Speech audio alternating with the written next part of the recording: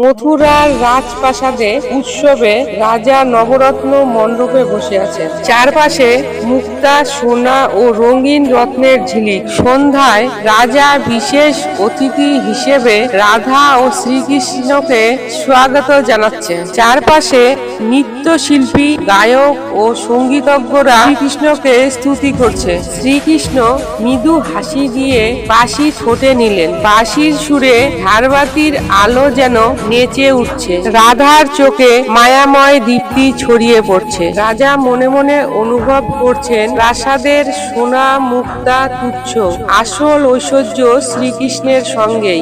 শ্রীকৃষ্ণ রাজাকে বলছেন, রত্নের প্রাসাদের থেকেও মন যদি শূন্য থাকে তবে তা প্রাসাদ নয়, শূন্য প্রাচীর মাত্র।